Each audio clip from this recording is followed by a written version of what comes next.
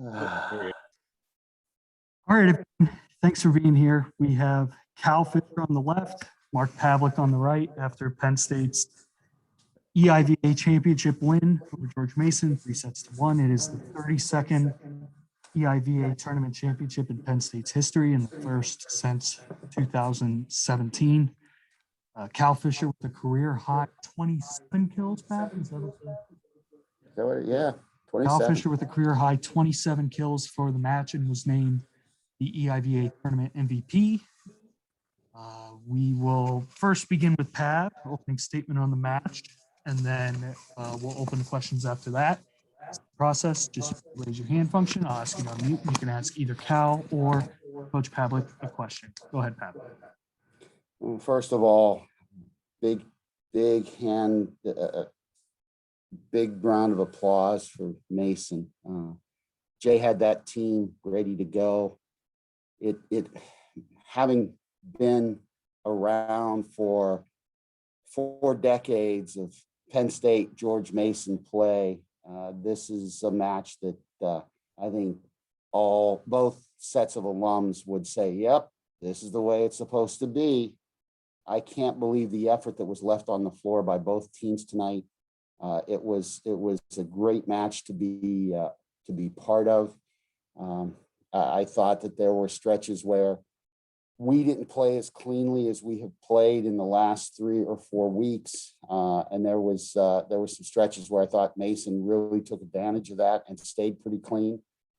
And I think it really came down to the team that streaked clean last would win. And I thought at the end of the match we were trying to hang on. Brett was cramping up. Cole was cramping a little bit, and we found out that when Brett Wildman can't jump, he blocks much better. And this guy over here decided that he was going to put on a Superman cape and carry us for that final stretch run there. So really proud of these guys. Our work's not over, and we're just looking forward to playing a national championship that all of men's volleyball missed for the last 18 months. I think we're all looking forward to getting together and celebrating the best of what we've done this year. Coach Jonathan Bates and then Vinny Lopes. Coach, congratulations on the championship. Given that the season was canceled or cut short last season, and all the hurdles that you had to overcome, everybody had to overcome this season, where does this championship rank among the other championships that you've won as Penn State head coach? Well, it certainly comes with its own story.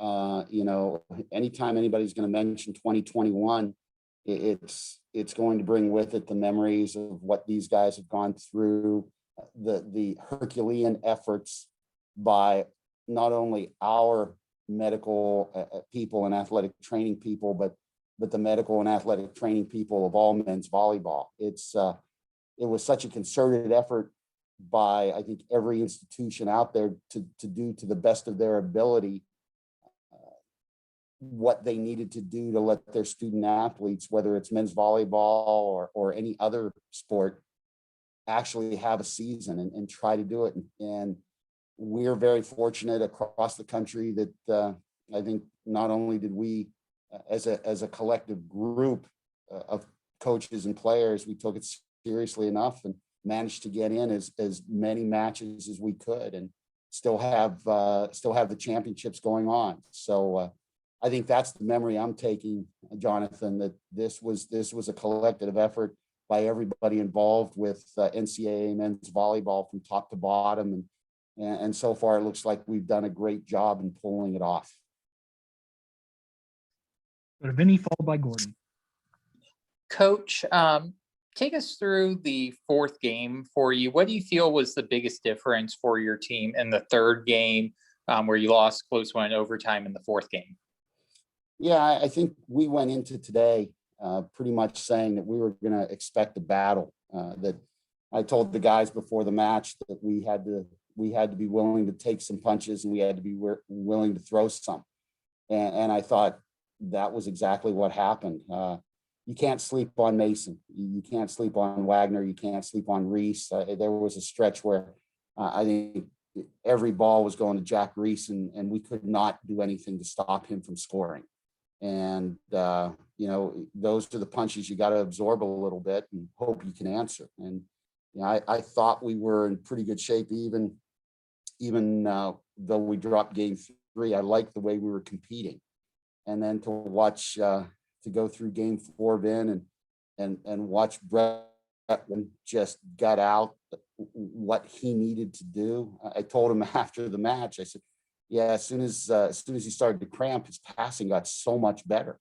And then Fish decided, like I said, to put on a Superman cape. But I think game 4 was one where we jumped out to that lead, and I really think it landed with Bogner to get us the side out swings that he worked, so we could keep that lead. And then we started to play some defense, I think, late in game 4, and we got some opportunities to turn points, which we did. And I think we also benefited from a rash of hitting errors from them at inopportune times for them, but we'll take it. Go ahead, Gordon. Usually you take pride in having a balanced offense, trying to get the middles involved a lot. At what point in this match did you say, we're sticking with the 2 horses? 49 out of the 59 kills, I don't know, like 80% or more of your points came from those 2 guys. Yeah, I don't know if I made a concerted effort. I know that I think Boggs and I have always talked, you find hot hitters, you ride them. And I think he knew that, our middles weren't being particularly effective. And I think it was his choice at that point to say, I like how those 2 guys are swinging and putting balls away. And I thought he did a good job of delivering balls that they could be real physical on. So Grace, followed by Benny. Hi, y'all. Well, first, congratulations. So happy for you guys. Coach, after the game, I noticed you walking around to fans, janitors, coaches, other players, and there's that saying that it takes a village to make something work. What is so special about Penn State and your village that you have here in Rec Hall, within the team, within fans, everyone associated with the program? Admittedly biased is going to be my response here, but I think we have people who really want others to excel, and anything that they can do to give these guys the opportunity to feel like they're playing in something special. It's just not another match here. I mean, I think we do a great job of hosting championships. I can't speak enough about our equipment room people, that anything that's needed by any of the teams that were here, it's taken care of. I just think that's what we're all about here at Penn State. You create opportunities for people to achieve their own excellence, and it can sound kind of hokey, but everybody is in for that. It's really preparing our guys for a lifetime of impact, and everybody buys into that here. This is a very special place, and it's surrounded by, and what makes it special is our people. And I'm just so grateful that we have them around and they do what they do. Vinny, then Jonathan.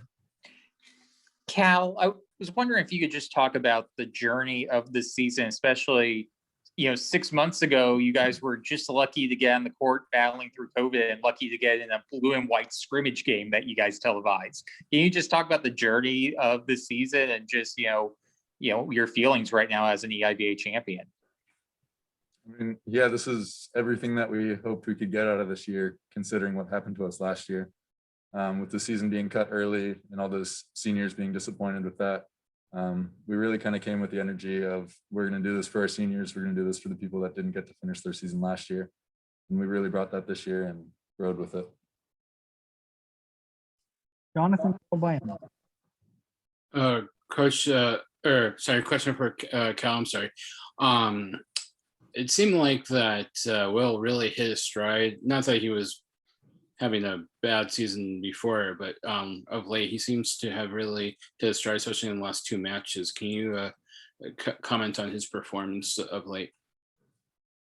I mean, yeah, I mean, he's always been a solid player in the practice gym every day. He works his ass off. Sorry. But yeah, he doesn't have any quit in him. And yeah, he delivers that ball perfectly. He's the heart and soul. Yeah. He's our competitive heart and soul. There's no question on that. Go to Emma and then Betty. Hi guys. Also, congratulations on the win up here in the press box. It was like an amazing. Hold on, I'm gonna switch this on real quick. It was an amazing kind of win for you guys. So my question is, the celebration, of course, from this win is going to be like your primary goal right now and letting that sink in. But just quickly looking forward, what is like your primary mindset going into the NCAA tournament with the other teams, and how exactly are you guys going to prepare from here? And this can go to either Cal or Coach. You know what? It's all you.